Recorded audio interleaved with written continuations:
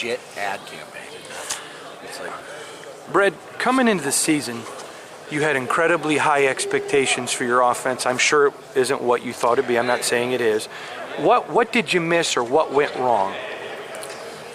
Well, we had high expectations going in, and we got to live with the results right now. I think some things where we just, in positions for certain things, but we just got to continue to move forward and keep growing each week. And we've got some young kids in there right now that they're getting valuable experience, and they just need to keep improving each week. I understand you need to go forward, but I'm asking you, what did you not see that went wrong? I did not anticipate this. I didn't. I just, physically I thought we'd be able to, match up and be able to run the football. And, the things that, I think that's the thing, you got to be able to take care of the football and win up front. Mm-hmm. And there's things I got to do better every week. And you got to take responsibility as a coordinator. I understand that. What about that balance now of wanting to become bowl eligible, winning your final 2 games, but you have so many of those young guys you do want to, some part of you might want to start looking toward what do we have in I don't think that changes at all. You're still, we're working for 2-2, and got 2 games left, but you got to go 1-0 this week. We got a team that's going to be ready to compete at their place, but you need to play at a high level in every game, in any college football game, and just need to perform one play at a time, and that's our focus, and get our our enthusiasm and energy back, and just guys that grow from the reps that they've had and keep moving forward. Mark said today too that his intention is fully to be back here next year. What does that mean to you guys on the staff to know that there's no real uncertainty with him kind of going ahead? Well, I think, you kind of live in a cave a little bit as a coach, and so you're really worried about Rutgers right now, and just, getting ourselves back on a winning track. And it's been a while, and I think it's hard emotionally for players and coaches, and so you just want to get ourselves back on the positive step. how much, in terms of changing schemes and everything, when you have personnel who's recruited for a different scheme, how much does that make a difference in terms of what an offense wants to be ideologically? Can you know what I mean? Can the guys, they're learning the new system, but they're recruited in a different system? Well, football's football, and it's guys being able to match up front and blocking and tackling, all those things. And fundamentally, I don't think it changes. It just may be alignment and motions and things like that. And it's just, what are guys capable of doing as far as young guys, and using their strengths, as far as what side of the ball they're on and where you want to do certain things right now. In fairness to you, though, Brad, is there a timeline needed to maybe get some different recruits that match your style, or can you win with these guys with your style? No, we have to win with the guys we have. We got guys that are players that we're excited about. You look at the youth, you look at the older leadership we had. Now, obviously, we get some injuries and they're not playing with us, but they're doing a great job coaching and leading. And so there's no time frame. You got to go right now, and it's immediate, and I understand that. And so we're going to keep working for next game. Through these last 2 games, do you make any more of an effort as a staff to get some other QBs in there, just knowing Brian's time is running short, however long that is, and just you got to play to win the game right now. Yeah. Playing to win the game and see how it comes out and how the game starts.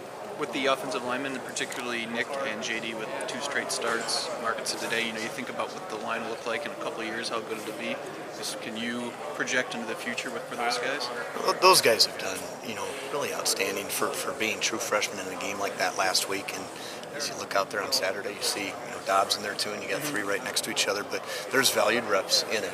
It's impressive what they're physically able to do, and it's just, but understanding, I think the reality of it comes back to them too when it's real, when they see it on film. Okay, that's what we're working for and talking about, and the things that they know a little bit more what they need to push for. But they've done a great job. We don't get to see practice. You obviously do. So I just have a basic question. When Brian isn't playing well and you guys are replacing other players with young players and other quarterbacks aren't getting a shot, is that maybe you guys are not seeing enough out of those 3? Mark said guys have to show it in practice. Is it that those 3, none of them has stepped up to be able to replace them, or is it just we think Brian's our only chance? Well, Brian's our guy right now, and so that's what we're going with. And you see things in practice, but they need to step it up too in practice. What's Brandon's, how's he sort of handled this situation from where he was early in the year to getting thrown into the mix? It seems like kind of week to week, I guess, in terms of what he might have. Yeah, Brandon's done, been kind of thrust into the position, and it was almost as if he wasn't thinking that, and we weren't either as you go through fall camp with older guys here. And so he's done a great job just balancing, learning what to do and playing fast. He's a big, strong kid that has natural running skills, and he runs with some power and with his pad level. And how does so many young guys, whether it's those offensive linemen or really on the perimeter with Julian and Trey. How does that change your job as the play caller, as the OC? I mean, at this point in the year, are they all just kind of upperclassmen mentally to you, or does that change how you sort of have to do things? There's some things you simplify, and you try to keep them in certain positions, to keep it simple for them. But the game's slowed down for them a little bit as they've played, and you saw, Julian with his performance, at least, catching in traffic and ran some good routes there. And Trey's got very good natural, receiver skills, and you see his confidence grow each week. Saw Jalen back on the depth chart this week. It's going to be nice to have him back for his last couple games here. And has there been any talk about maybe redshirting him since he's missed so much time? We're one game at a time, and we'll see how he feels, really at the end of the week to kind of gauge where he's at. But isn't getting to a bowl so critical that if you think he can help you? Oh, absolutely. And he wants to play, too. Right. I know he does. And so a bowl game is critical. And so we got to win the game. I guess just touching on the QBs one last time. We've seen everybody but Peyton. Who would you consider your backup right now, or if you had to go to somebody for a game? I guess who do you Rocky's our turn? backup. Rocky. Okay. I just didn't know if that had changed at all. No. All right. Thanks, Brad. Brad, just one more question for me. When you look at the last two games, and man, it's so critical to get to that bowl, is it too late to make tweaks, or are you constantly tweaking for every opponent? Well, you tweak every week. You're looking at what do they do structurally, and where can you get an advantage physically and different things like that. So each week you're looking at what fits the scheme that you're going to go against. Everybody feels pressure. You guys feel it, players feel it. But when you get down where, okay, we got two more, we got to win them both, we're not going bowling.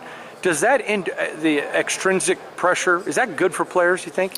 Well, I think the reality of it is, yeah. So I think there's pressure on it. I think you just need to focus though on this one game, right. This one time, this one moment, which, we're trying to, that's our guys came in and they've done a good job of, coming back emotionally, and it's just, you got to get your opportunity and get ready to get after Rutgers. Thank you, Brad.